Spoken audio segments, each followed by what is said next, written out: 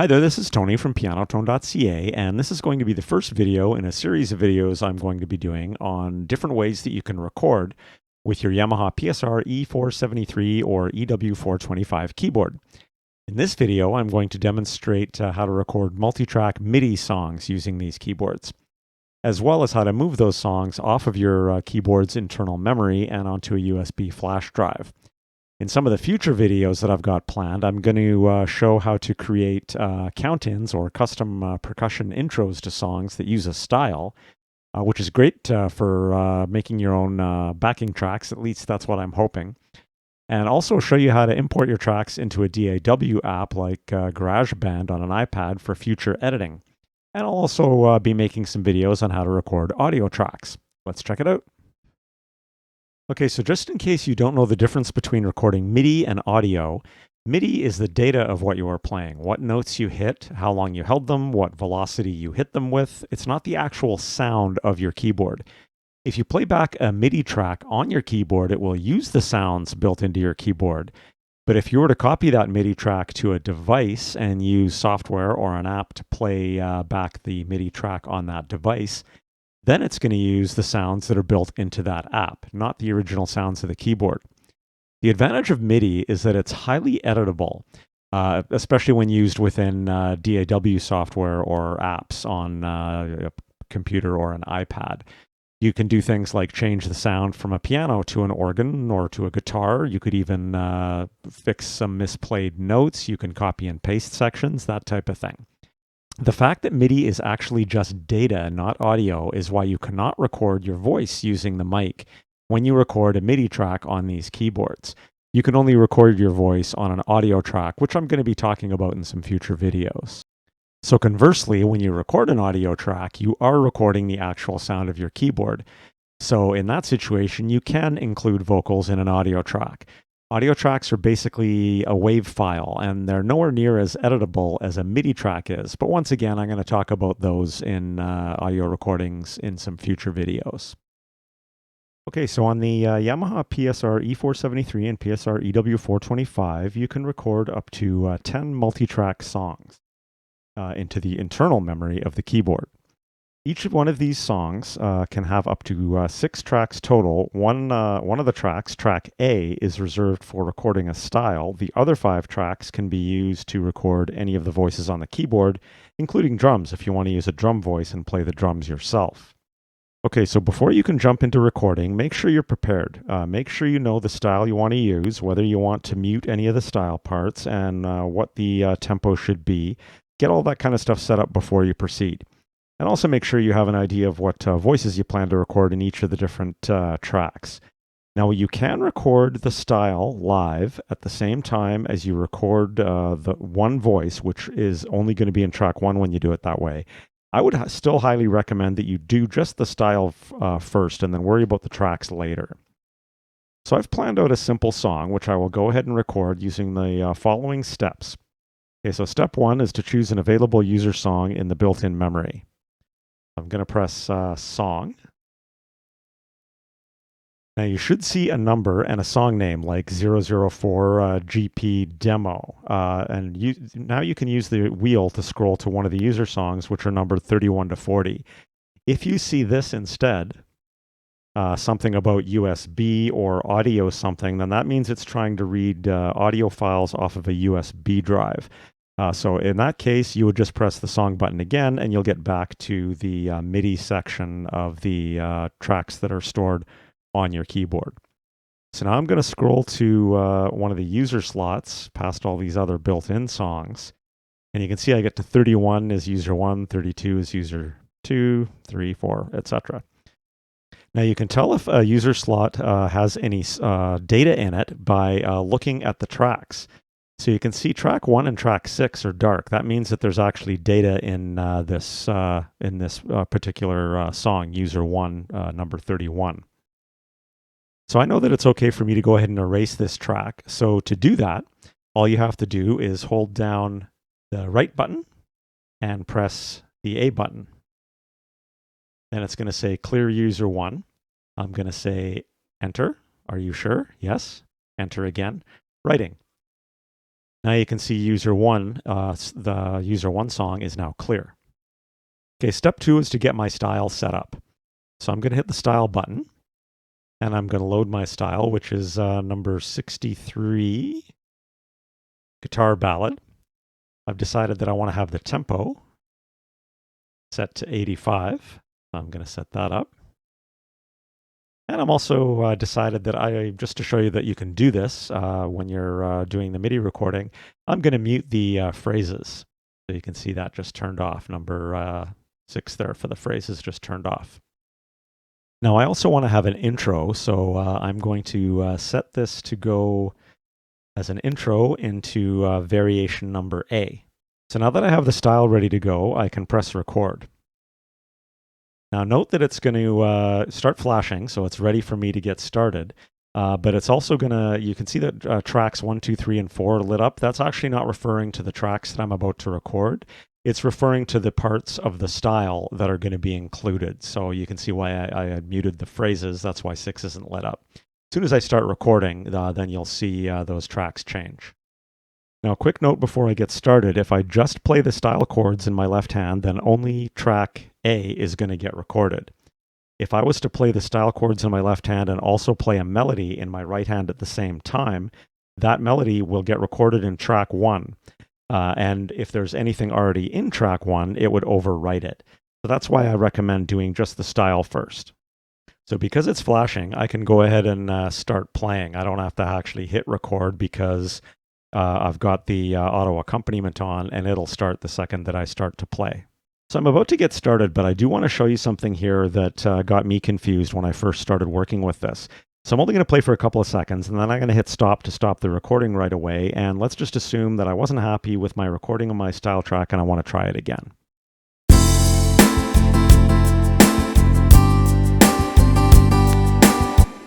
So you can see that that wrote, and it wrote to track 6.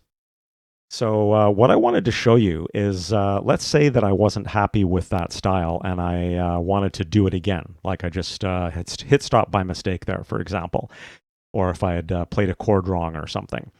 If I was just to go hit record again, you can see number 1 is going to start flashing, and that's because it's assuming I've already recorded my style track and then I'm good to go. So if you want to redo the style track, you have to go back and set up your style again. So I'm just going to hit record again to have it exit that about to start recording mode. And then I'm going to go back here, set style. I'm going to mute my phrases, and then I'm going to make sure that my intro is set up again. Now, if I go back to hit record, it's warning me track A will be overwritten, and that's because it's going to overwrite the style that I did the last time. So that took me a while to figure it out. That's just why I wanted to show that to you. So now I'm going to actually go ahead and record my style.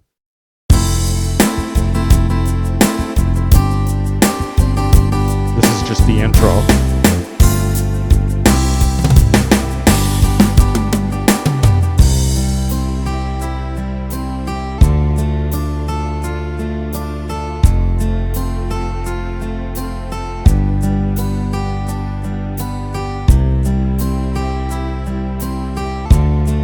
End of this verse, I'm going to switch to the other variation for the chorus.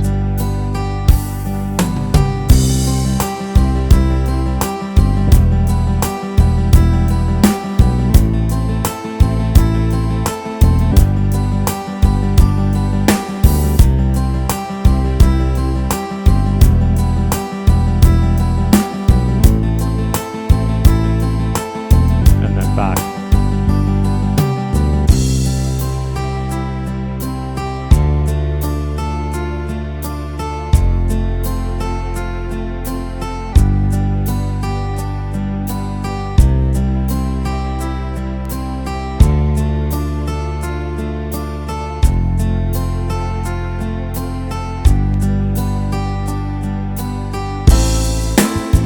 Now I've triggered an ending.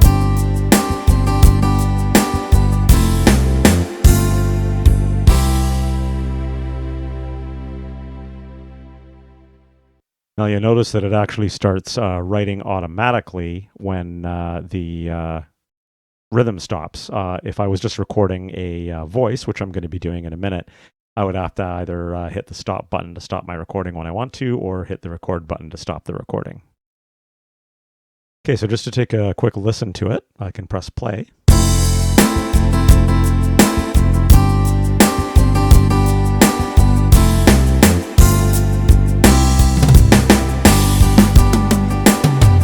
Now you'll notice that I can use the fast forward to move through the song to different measures, and the measure gets displayed on the screen. Or if I wasn't playing, I could just scroll to different measures and then start listening to it from that spot. Now I did get kind of excited there because I was thinking, hey, maybe I can, maybe the keyboard has a punch-in feature where I can start recording partway through if I made a mistake in the last half type of thing. But unfortunately, no, you cannot. There's no punch-in feature on the keyboard. It's purely for playback, so you can just listen to a certain measure if you want to start listening to the song from a certain point. Okay, so now let's record another track. I'm going to put some orchestral shots in the chorus. So I'm going to choose voice number 129. I'm going to hit voice, scroll up to 129. There's a brass section. Then I'm going to press record, and it's going to default to track 1. Which is fine. I'm just going to go ahead and use that track for this, and I'm just going to do this in the chorus. So I'll be able to stop my recording once I get to that point.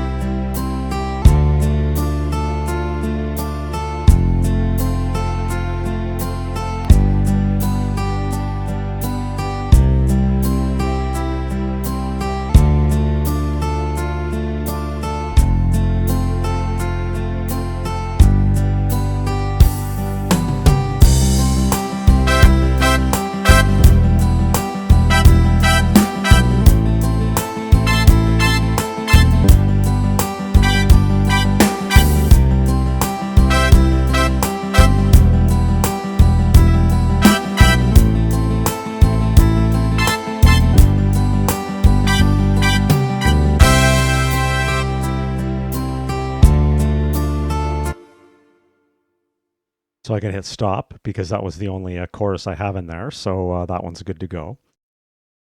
So I'm going to fast forward just a little bit. Actually, not sure what measure the chorus starts in, but we'll take a guess here.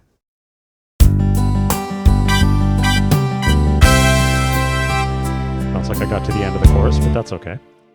So now I'm going to record something into track number 2. For this one, I'm going to add some soft strings or a pad just to the second verse, I think. So I'm going to go to voice. I'm actually going to choose voice 240, which is a pad called Dark Moon. And I'm just going to put that on the second verse. Okay, so now that I've got my Dark Moon pad set up, I'm going to hold down record and hit number 2. You can see number 2 is flashing. Now I'm going to hit play to start recording.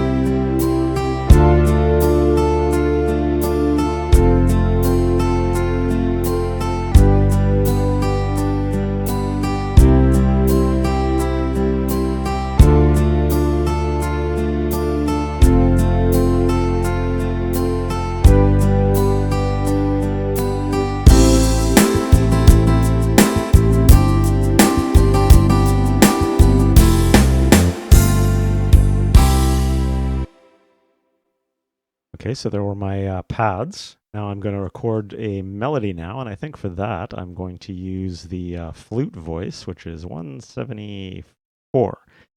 I'm going to set that up, then go back to the recording section.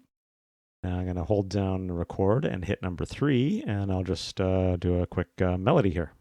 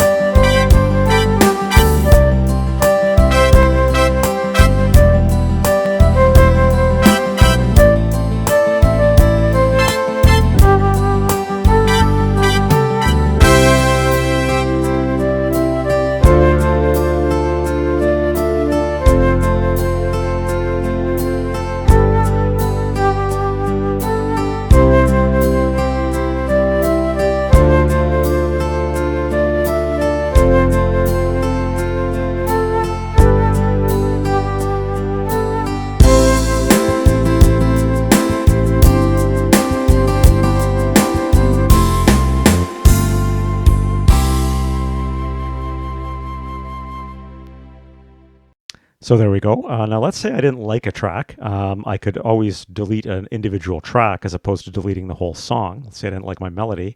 I could hold down Shift and hit track 3, and you'll see it'll be clear track 3, and then I could hit Enter to say, sure, to get to the confirmation page, and then hit Enter again to delete it. But I'm not going to bother doing that because this is an absolute masterpiece. So I'm going to hit Exit. And also keep in mind, if you want to just redo a track, you don't have to delete the track first. You could just re-record the track, but do be careful because you don't get prompted. If I was going to re-record, for example, track 3, if I just went record and 3, it's going to get ready to record track 3. The second I hit play, it's going to erase my old track 3 and take the new one that I record. So do be careful with that because it will overwrite your prior work. So I recorded that using the built-in accompaniment from the style I chose, which is nice and easy, and also just uses one track, track A, for drums, bass, and any of the other accompaniment instruments. But if I had wanted to have even more control, I could mute everything but the drums and then use tracks to play my own bass line and other instruments. Or I could even select one of the drum kit voices on the keyboard and use a normal track to play my own drums or additional percussion to what is already included in the style. I'm actually planning on doing another video specifically on how to add your own intro or hi-hat count-in to a user song that is using a style. So watch for that one. It's hopefully going to be super useful for making your own backing tracks. Okay, so the last thing to mention in this video is how to move your user songs from your keyboard's internal memory, which only allows 10 songs, number 31 to 40, onto a flash drive, which can store 100 songs. So to do this, insert a flash drive into the back of your keyboard. I've already done that. Then I'm going to hold down Shift and press Function. And then I want to use the wheel to scroll to Save SMF, which is a standard MIDI file. So now I'm going to hit Enter. Then it's going to show different user songs. So I'm going to choose User 1, and I'm going to hit Enter. Now it's showing me song 002. Now that's because if I scroll to song 001, there was actually already data in there. So if I was to hit Enter on song 001, it's going to ask me if I want to overwrite. So I'm going to hit Exit, save SMF again, save User 1. And it's defaulting it to song 002 because it knows that there's already a song 001 on the flash drive. So I'll just hit Enter and then Enter again at the OK prompt. You can actually see it scrolling through the measures as it's saving that. And it's complete. So that's basically it for this video. As I mentioned in the introduction, I will be having more videos coming on different ways of recording the PSR-E473 or PSR-EW425 keyboards. I'm going to be doing some videos on things like how to open your multi-track recording in a DAW app like GarageBand for additional editing, or to add audio tracks into or on top of MIDI tracks. I'll also have plans to do a video on how to create backing tracks using these keyboards, and also how to insert some custom percussion intros while still using a style. And I'll also be doing some videos on audio recording on these two keyboards. So thanks so much for checking out this video. If you like the content, please feel free to smash the like button and subscribe to my channel. That does really help me out. Once I create other videos in this recording series, I will be adding links to them in the description below. For now, I've thrown in some links to some online piano training that I recommend that's worked really, really well for me, as well as a link to my first original song on piano, Walk With You. So thanks again for stopping by. Happy keyboard playing and recording, and have an awesome day.